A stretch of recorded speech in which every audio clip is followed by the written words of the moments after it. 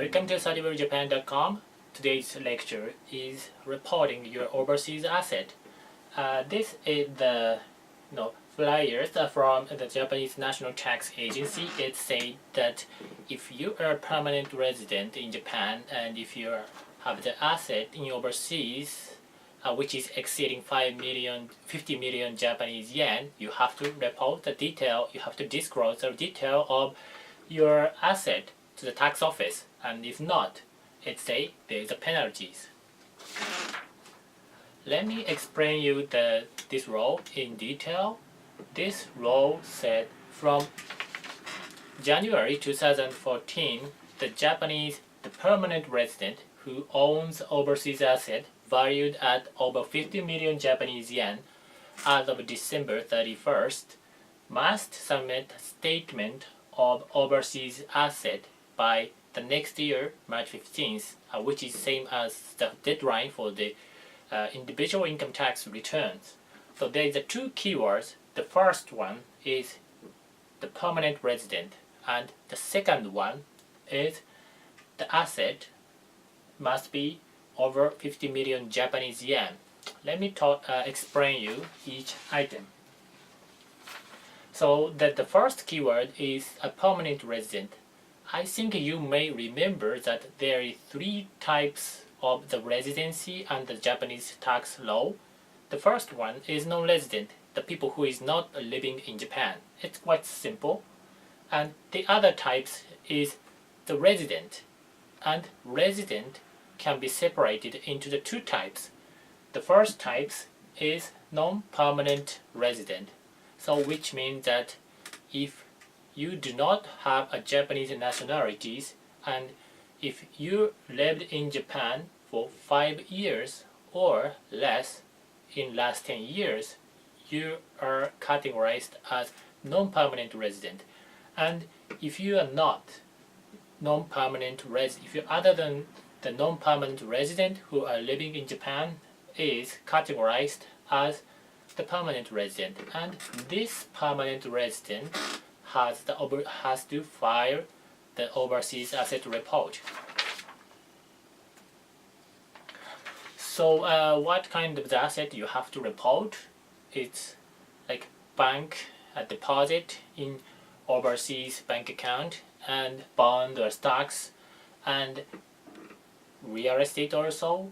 If you have the bond or stock, or you purchase it from the overseas financial institutions, and your account is in their address is in overseas, that is regarded as an overseas asset. So, and 50 million Japanese yen must be evaluated based on the market price of each asset. For the bank deposit and the stock or bonds, I think it's easy. I think it's simple to evaluate. But how about for the real estate?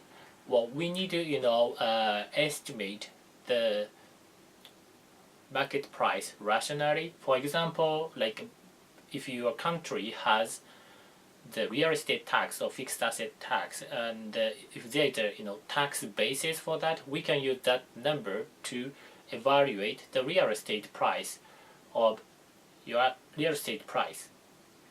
And if it's an overseas asset, the currency must be in must be not Japanese yen, so you have to convert it to the Japanese yen, and you will convert it by TTB, telegraphic transfer buying, as of December 31st. So this is the statement of overseas asset. It's available only in Japanese. So what kind of the item you have to disclose? This is just example. If you have the bank account in overseas, you have to say it's a bank deposit, and it's a saving account or ordinary account, and the purpose of the account is whether it's private or your business, and you have to write down name of your address of your financial institution, and you have to disclose the numbers. And if it's a stock, you have to disclose the number of the shares. So basically you have to disclose like all information. So what happens if you don't disclose it? If you don't disclose it, and if there's an understated tax amount, you pay more tax as the penalties. So this one is the Japanese tax rate for the penalties. If you file the tax return and the tax amount is understated, and if the understated amount is exceeding 500,000 Japanese yen, that exceeding portion multiplied by 15% will become the penalty for you.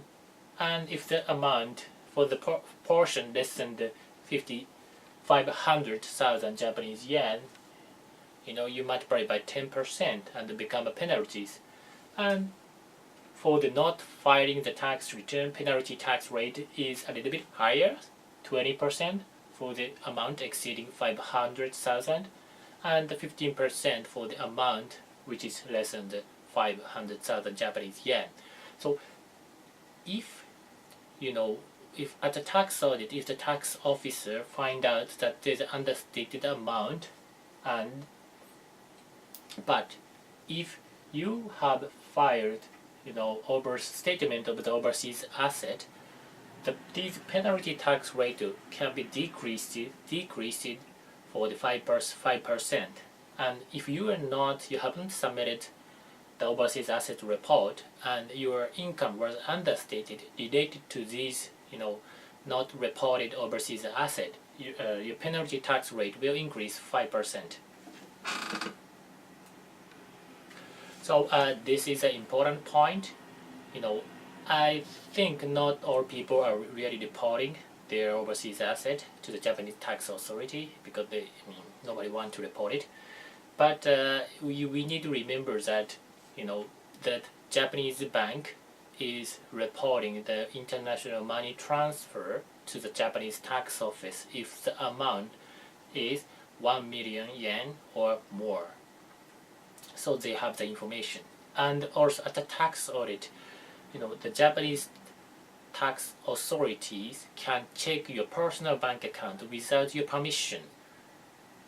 So your privacy is not protected for the tax audit. And so you should think the tax office can know all information. But the penalties, those like increases of the the penalty tax rate, if you haven't filed the statement of overseas asset, yes, you can file it from now, and though the penalty can be exempted if you file the statement voluntarily. So please file your statement of overseas asset if you haven't. This is all for today's lectures. I hope you enjoy it, and I'm looking forward to see you again. Bye bye. I'm giving you the useful information about the business in Japan. If you don't want to miss it, please subscribe to this channel. See you next time.